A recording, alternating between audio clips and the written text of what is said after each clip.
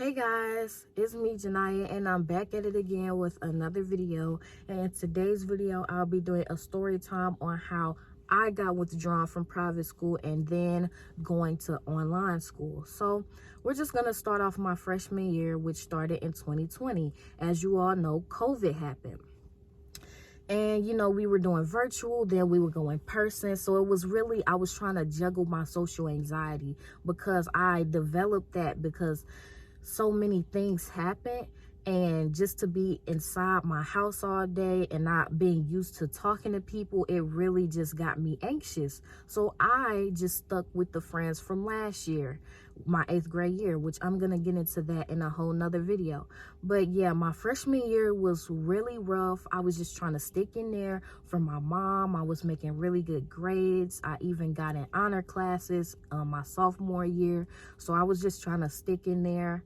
I kept having panic attacks, especially when we would do presentations and stuff like that. It was really hard for me to just get myself out there and get out of my shell. But I had friends that were stagnated as well, so I couldn't really get myself out there as much as I wanted to. So now I'm gonna go into my sophomore year. It kind of got worse my sophomore year, my anxiety, because it was still the same thing all the time with the people that I was surrounded with. So I wasn't growing, and the panic attacks got worse. I started not going to school. My attendance got worse and worse, but I kept trying to prove my mom that I could do this. I gotta make it out of high school. That was my goal. I don't care what I did. That was my goal, to make it out of high school. My sophomore year, people would talk about me. Oh, she's the quiet girl. Oh, even, there was a time where I was in the restroom and the girls, how girls gossip and stuff like that. The girls were gossiping and I was just minding my business. And, the girl was like, hey, who's in the bathroom? And then another girl chimed in and was like, who cares? She's the quiet kid. Nobody cares about her. And that made me feel very low about myself. And my self-esteem got lower and lower and lower every time I would be there. And I felt like, wow, is it me? Like, I need to get myself out there. Like, I need to do something about this. But I felt like every time I would pick myself back up, going into that school just dropped me down like 10 notches. And I felt like it was always a task. I couldn't sleep at night. I would have sleepless nights just thinking about the next day because that's how anxious the school made me. And I felt like the administrators, they weren't there for me. I don't know if it was because, I wasn't a cheerleader or I wasn't a basketball player or one of the football players to where they just threw me away like I wasn't nothing. And that's how the school made me feel. Even though I struggled with anxiety, I felt like no one was looking at me. Even all those days that I missed, none of the teachers, hey, Janaya, are you okay? Hey, can I do this to help you out? What's going on at home? What's going on at school? I felt like none of the teachers were there for me. I just walk into class and, the teachers just, well, this is the work. Just throw all the load on me. And I was already going through things at home. So to go through it at school as well, sorry, y'all. To go through it at school as well was just so rough for me. And I felt like nobody heard me and nobody seen me. I felt so unheard and hurt. Because even my junior year, I kept trying. I even changed up my style, y'all. I tried to change who I was. And of course, the boys came. Different friends came and went. But, the boys came my junior year. I felt like I was that girl finally. But the school and at home was still just so rough for me, y'all. And I just kept trying.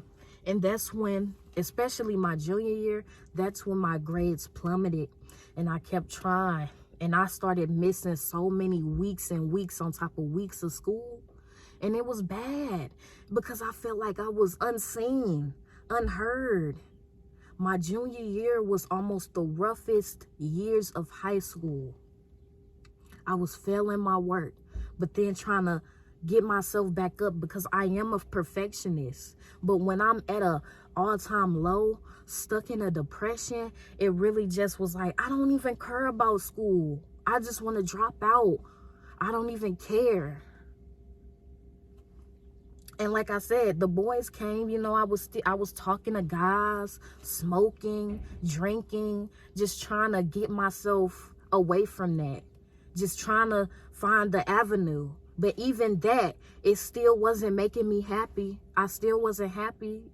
Still trying to run away from my problems. I was not happy at all. So here comes my senior year of high school. You know, I'm trying to get that summer, the summer of my senior year, me going into my senior year, sorry y'all, I had got a job. And I loved that job because it got me out of my depression. It was summertime and I made so many new friends there. I felt like I was losing that social anxiety. It helped me with my social anxiety. I met so many cool people. I went out with people. We would go driving and not late at night. It was just a fun summer. Probably one of the best summers. 2023 was the best summer. And with that being said, my mom fell on hard times then. She had lost her job. So my job helped her pay her phone bill, even if it was the little things. Me going to work and helping out my family helped, because at home it was really, really rough. So I got me a job. I was helping out my mom here and there with phone bills and little things like that. And boom, my senior year came, y'all. And that was almost the year that just really was gonna take me out. Because that summer I was trying to get myself back up, and then as soon as I entered that school, my self-esteem, my anxiety came back, and I felt like, well, maybe it ain't me no more, because I felt like I tried to change up my style. I tried to be more sociable, because I felt like I made an impression on people my sophomore and freshman year, to where they was like, I don't even want to talk to her. She's a lame. She's a loser. So nobody was even talking to me, like, oh, well, you know. And that's when I really felt like I was a ghost my senior year. I didn't even exist. I wasn't there anymore. I was just existing, floating around, you know, all by myself, sitting by myself, going to prep rallies by myself, nobody with me. I see everybody, you know, my school was small. I went to a really small private school. So, you know, everybody was clicked up, had their own groups, and then it was just me, literally just me. Do you know how that made me feel? Terrible. I felt lost. Like, what is my purpose? Everybody else had a role. Everybody else had a friend to confide in, to go to. I'm in class crying. Nobody sees me. It was coming to a point where I just decided to stop going, like weeks on end, to where I just stopped going every day, staying with my mom, trying to help her because she had panic attacks, then trying to juggle my work. Teachers weren't working with me still. Grades plummeting, getting D's and F. That's not like me. And nobody even checked on me, you know? Nobody said, oh, you know, the beginning of these years, she had excellent grades. And then by the end of that, I was failing, but nobody cared.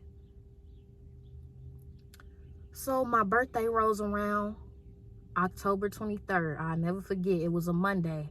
And my mom came up to the school to figure out, you know, hey, this was when things were getting real. Hey, you know, principal, I'm not going to say any names. We just going to call him principal. Hey, principal, you know, my family is going through a rough time. We're finna become homeless and we don't know what we're going to do. Can she at least do virtual? Nah, she can't do that. Just not even working with me at all. I'm going through it. I can't even focus in class because I know what my family is going through. My family is getting torn apart. He was not working with me and my mom at all. Hey, my daughter is going through something. No, we can't do that. I'm not allowed to do that. Just not even working with me. And then gonna lie and say, yeah, we gonna work with her. And No, they didn't even check on me.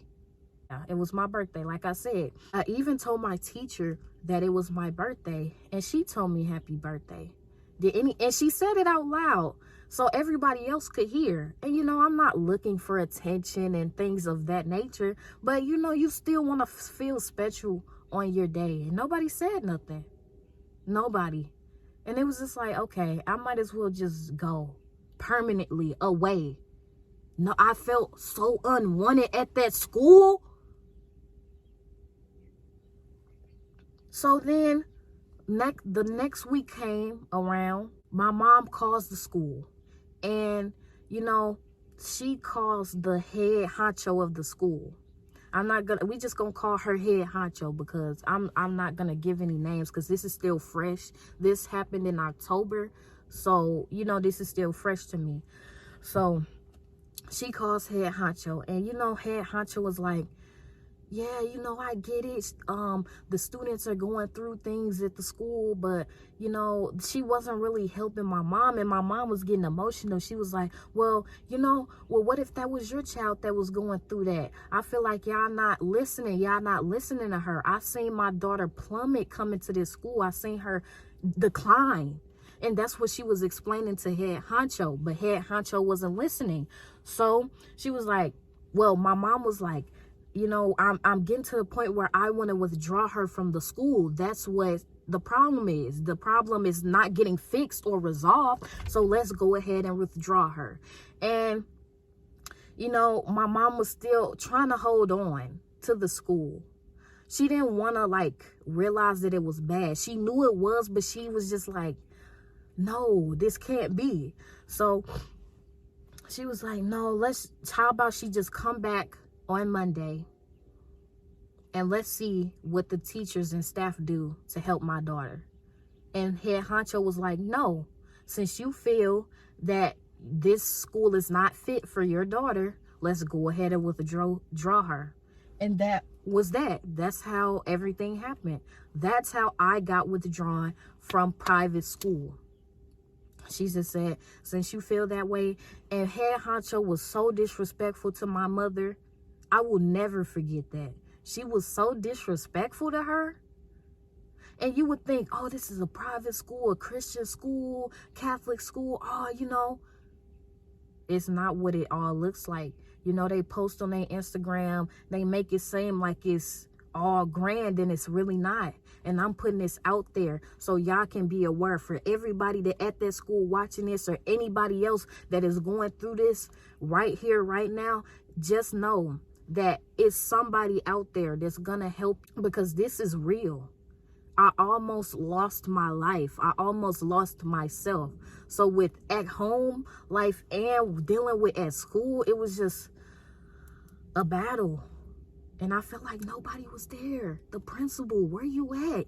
The staff, teachers, where you at? These your kids. These your students, right? So where y'all at? I'm mad and I'm sad. At the same time, they just discarded me like I was nothing.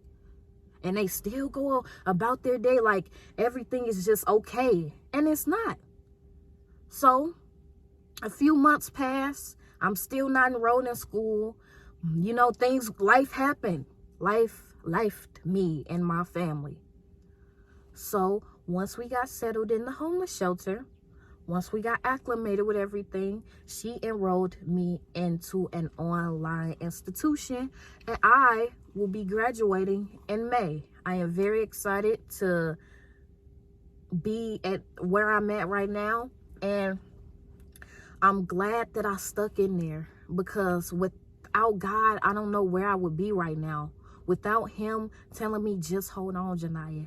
It might look foggy right now, but I'm going to clear all the clouds away, and you going to really see.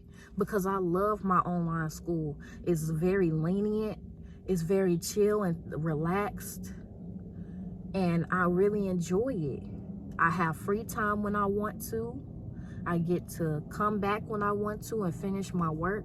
It's really easy, and the teachers are reasonable. The teachers work with you, and I didn't get that at my other school. So I'm still getting acclimated with all the classes, and I really am grateful for where I am now. And I thank you guys for tuning in to this video, man. Make sure you like, comment, and subscribe, and turn on them notification bells. I got another video dropping soon, so make sure you guys tune in. And yeah, thank you guys. See you later. Bye.